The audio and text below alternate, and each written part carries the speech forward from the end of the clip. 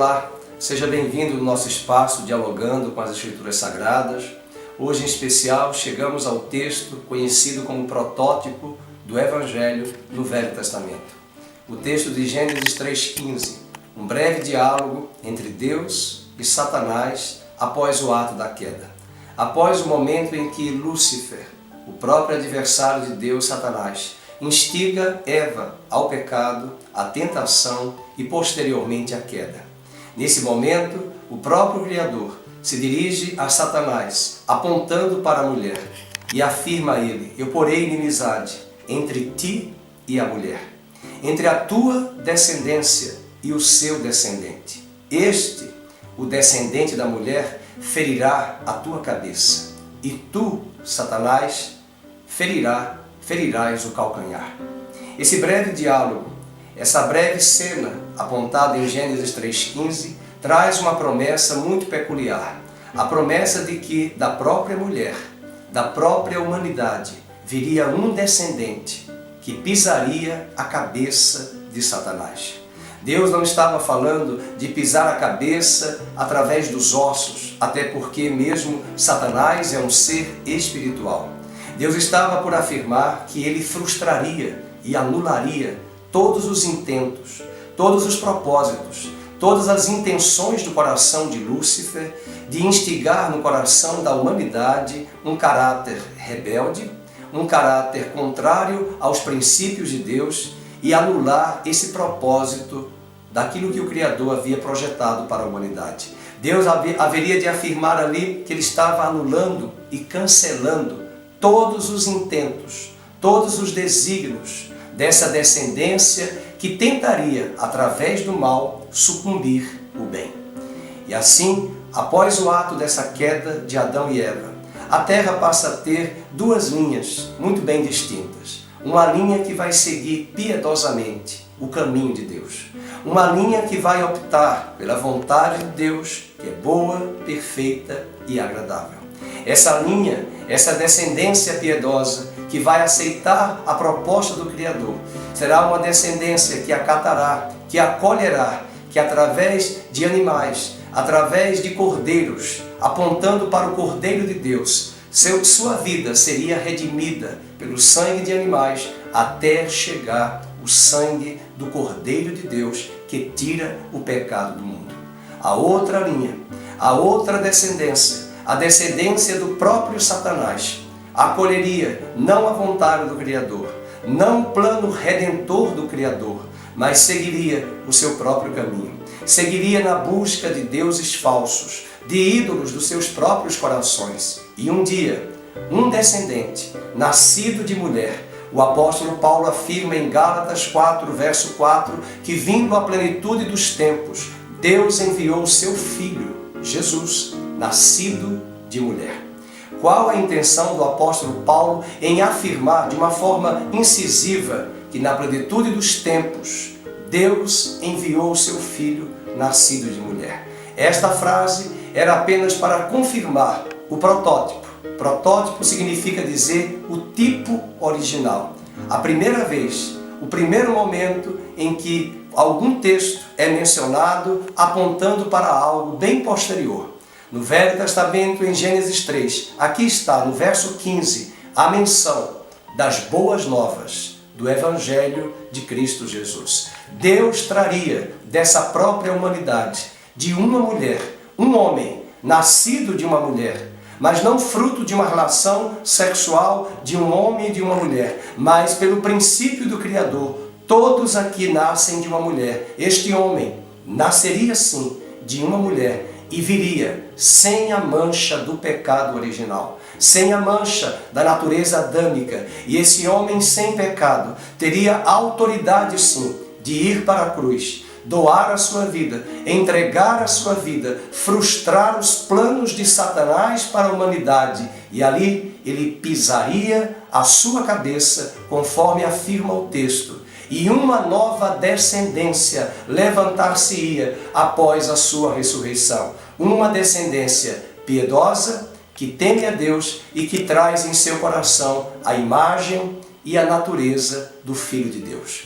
Quero desejar a você, através desta palavra, que em Cristo nós temos a possibilidade e a oportunidade de sermos redimidos, resgatados, restaurados e deixar a graça de Deus fluir através das nossas vidas, pela obediência, pelo bom senso de crer que o nosso Criador trouxe através do seu Filho esse plano redentor.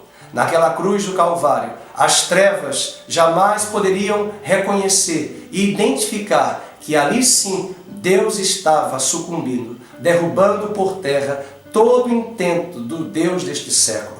O apóstolo Paulo, na primeira carta aos Coríntios, capítulo 2, verso 8 e 9, chega a afirmar: se os deuses deste mundo, se os príncipes e as potestades deste mundo vigente soubessem o que estava por trás da cruz, jamais eles teriam crucificado o Rei da Glória. Jamais os príncipes desta terra instigariam Pilatos, Herodes, Anás, Caifás, autoridades judaicas, autoridades romanas a somarem juntas num plano, num intento do maligno, matar o único Filho de Deus. Mas ali naquela cruz, o próprio apóstolo Pedro, no seu primeiro sermão em Atos capítulo 2, diz que Deus havia predestinado aquele momento, aquela cena. Deus havia marcado na eternidade um dia, uma hora, um mês, um ano, um tempo, uma estação.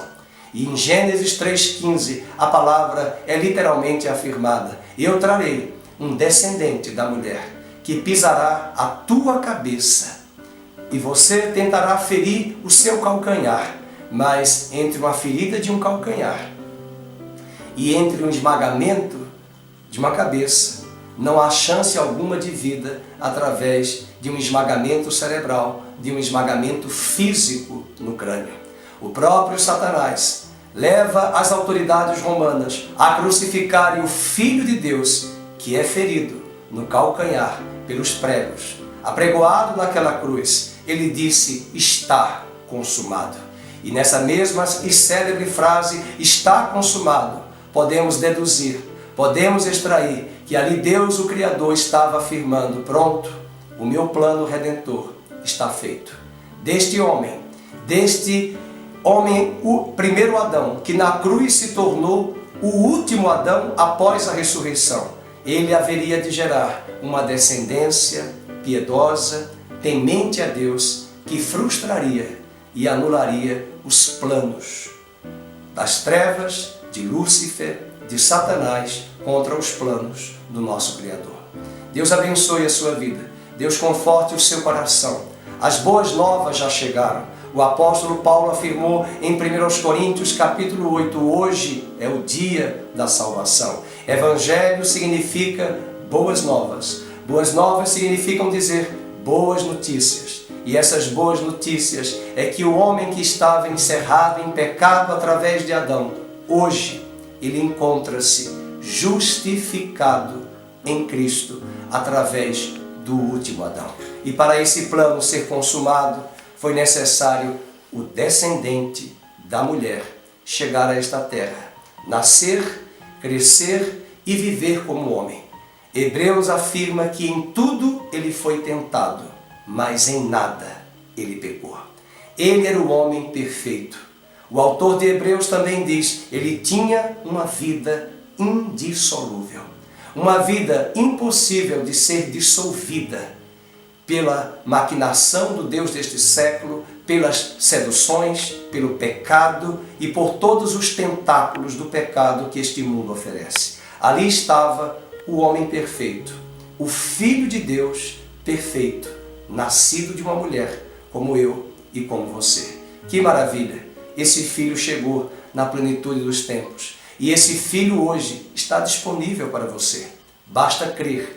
Basta, aí mesmo onde você está, em sua sala, em algum lugar da sua casa, do seu trabalho, até mesmo no carro, assistindo a esse vídeo, abrir seu coração e crer que Jesus é o Filho de Deus. João diz no capítulo 1, verso 12, mas agora todos quantos o receberem, Deus deu-lhes o poder de se tornarem filhos de Deus, a saber, aqueles que creem no seu nome.